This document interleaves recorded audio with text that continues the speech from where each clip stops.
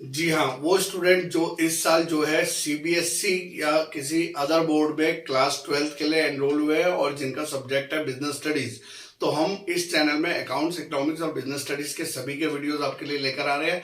आज जो मेरा ये वीडियो है वो है बिजनेस स्टडीज का चैप्टर 1 और जिसका एक इंपॉर्टेंट टॉपिक है that is importance of management. तो हम उसके बारे में आज भी पढ़ने जा रहे हैं और आप जो है जुड़े रहिए हमारे तक लास्ट तक। अगर आपको वीडियो अच्छा लगे तो लास्ट में लाइक करके जाइएगा ताकि जो है आपको पता चल सके कि किस तरीके से हम लोग आपको एक्सप्लेन कर रहे हैं ताकि ये सब्जेक्ट आपको इंटरेस्टिंग सब्जेक्ट लगने लगे। तो चलिए स्टूडेंट स्टार्ट करते हैं। सबसे पहले हम लोग बात कर रहे हैं इंपॉर्टेंस ऑफ मैनेजमेंट। मैनेजमेंट की इंपॉर्टेंस क्या है, किन चीजों में मैनेजमेंट हमें हेल्प करता है और मैनेजमेंट का होना कितना अनिवार्य है। एक अच्छा मैनेजमेंट एक अच्छी कंपनी को दूसरे लेवल तक लेके जा सकता है। तो यहाँ पर अगर हम एक एक करके बात करें तो सबसे पहले जो टॉपिक आता है वो है क्या, management helps in achieving the group goals. Now what is this, achieving the group गोल का मतलब होता है कि जो भी कंपनी है या फर्म है, उन पूरी जो टीम है और पूरा जो ग्रुप है, चाहे वो टॉप लेवल है, मिडिल लेवल है या लोअर लेवल है, जितने भी एम्प्लॉयज हैं और जितने भी मैनेजर है, उन सबका कोई ना कोई एक ग्रुप गोल होता है। उस ग्रुप गोल को अचीव करने में हेल्प करता है कौन, मैनेजमेंट। अगर आपका मैनेजमेंट अच्छा है तो आपका जो है ग्रुप गोल बहुत इजीली अचीव हो सकता है। इसको कुछ इस तरीके से समझ सकते हैं कि कोई टीम इंडिया है, जब वो क्रिकेट मैच खेलने जा रही है तो उसका जो कोच है वो पूरी टीम को मैनेज कर रहा है। तो वो कोच का काम होता है कि जो भी हमारी टीम का गोल है कि हमको ये मैच विन करना है, तो उसके लिए जो भी वो एफर्ट्स लगाता है वो बहुत ही इंपॉर्टेंट होता है। तो इसलिए सबसे पहला इंपॉर्टेंस आता है कि management helps in achieving the group गोल। इसमें अगर हम डिटेल में बात करें तो ये कहता है कि कैसे अचीव कर सकते हैं, तो कहते हैं by giving the proper direction to the efforts of all individual. जो हर एक एम्प्लॉय है, हर एक इंडिविजुअल है, उनके जो एफर्ट्स है यानी उनकी जो मेहनत है, उस मेहनत को इस तरीके से प्रॉपरली डायरेक्ट करा जाता है कि वहां पर ग्रुप गोल को अचीव कर सके। यानी कि जैसे मैं टीम इंडिया की बात कर रहा था तो कोच डिसाइड करता है कि कौन जो है पहले ओवर बॉल डालेगा, कौन जो है ओपनिंग करेगा, कौन जो है यहाँ पर कीपर करेगा, कौन कैप्टन होगा। तो व्हाट इज दिस, यानी कि सबके एफर्ट्स, सबकी जो है मेहनत निकाली जाएगी और उसके थ्रू जो है गोल को अचीव करा जाएगा। तो that's why our first point is management helps in achieving the group goals. आपको ये चीज याद रखनी है। यहाँ पर आगे हम बढ़ते हैं। यहाँ पर तो नेक्स्ट आता है कि मैनेजमेंट इंक्रीजेस एफिशिएंसी। अभी एक टॉपिक है जिसका हमने एक अलग से वीडियो बनाया है जिसमें हमने difference between effectiveness and efficiency के बारे में दिया है, जो आपको जानना बहुत जरूरी है। बिजनेस स्टडीज के कीवर्ड्स है और एक इंपॉर्टेंट टॉपिक है। कई बार इसका एक सेपरेट क्वेश्चन ही देखा गया है जो आपके जो है बोर्ड एग्जाम्स में आता है। तो क्या होता है वो इफेक्टिवनेस और एफिशिएंट में डिफरेंस, उसके लिए डिटेल वीडियो तो आप अलग से देखिएगा।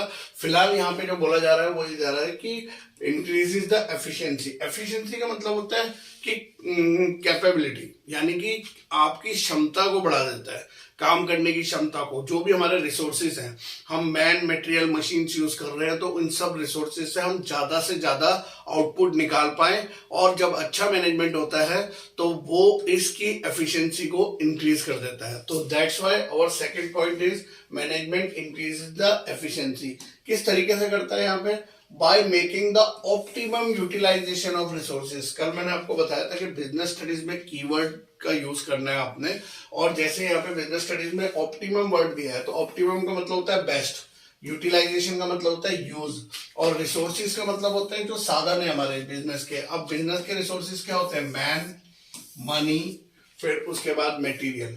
ये तीन ऐसे होते हैं जो बहुत ही इंपॉर्टेंट होते हैं हर एक फॉर्म में, हर एक कंपनी में। तो यानी कि इन रिसोर्सेज का की एफिशिएंसी इंक्रीज हो जाती है। यानी कि जो मैन है वो आपको जो है ज्यादा काम करके दे रहे हैं, अच्छा काम करके दे रहे हैं, आपका पैसा जो है सही जगह पे इन्वेस्ट हुआ है, और आपका जो मटेरियल है उसका वेस्टेज नहीं हो रहा है, उसका प्रॉपरली यूटिलाइजेशन हो रहा है। तो मैन, मटेरियल एंड मशीन्स की एफिशिएंसी को इंक्रीज कर देता है कौन, अगर एक अच्छा वहां पर क्या है आपका मैनेजमेंट है, अगर आपका मैनेजमेंट क्या है बहुत अच्छा है।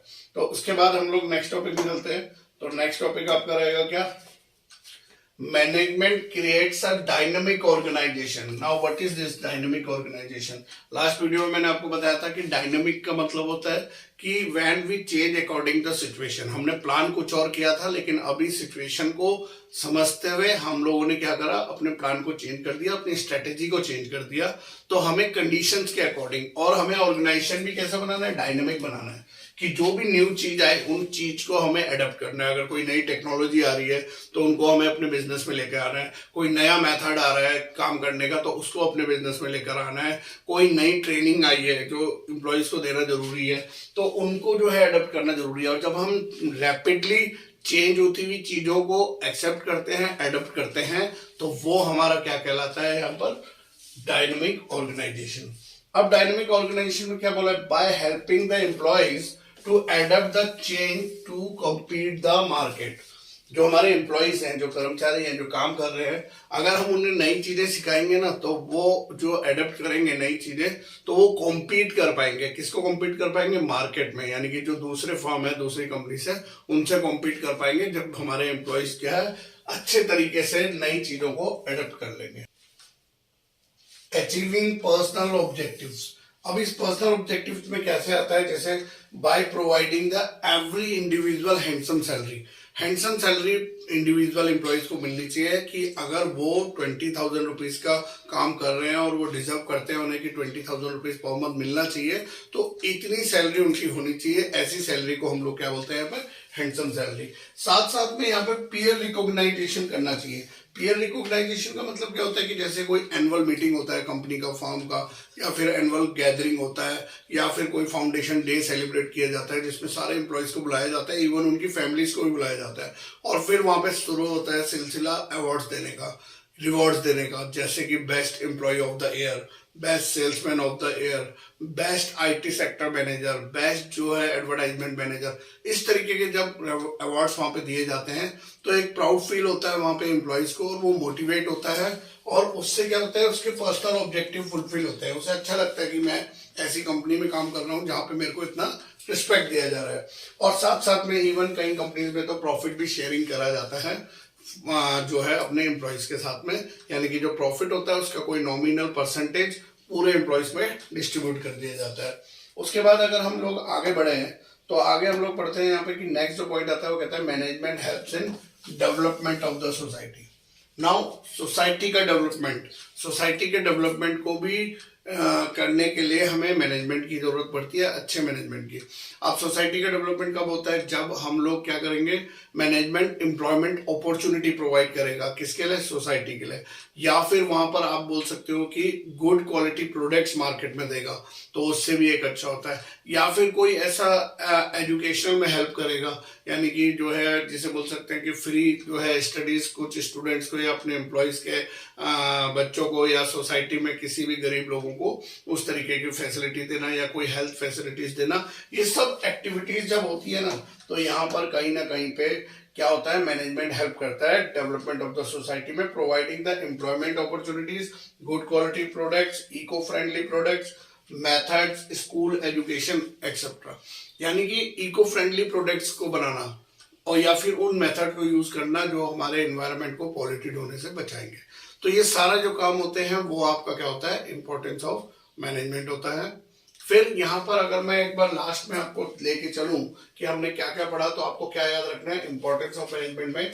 सबसे जो पहला पॉइंट है वो है अचीविंग ग्रुप गोल्स, सेकंड है इंक्रीज एफिशिएंसी, देन थर्ड है डायनामिक ऑर्गेनाइजेशन, देन उसके बाद फोर्थ है अचीविंग पर्सनल ऑब्जेक्टिव्स, एंड उसके बाद फिफ्थ है आपका डेवलपमेंट ऑफ द सोसाइटी। तो ये टॉपिक अगर आप कर लेते हैं तो चाहे केस स्टडीज आ जाए या आपका एमसीक्यूज आ जाए या कोई नॉर्मल 3 या 4 मार्क्स का क्वेश्चन आ जाए, तो you can write down properly और आप इसको बहुत आसानी से लिख सकते हो बिना कोई रेक्टिफिकेशन करे। मेरा ये वीडियो अगर आपको बेनिफिट दिया हो तो जरूर जो है लाइक करिएगा, शेयर करिएगा, चैनल को सब्सक्राइब करिए, जुड़े रहिए अकाउंट्स, इकोनॉमिक्स और बिजनेस स्टडीज के लिए। तब तक के लिए बाय बाय, धन्यवाद, जय हिंद, जय भारत।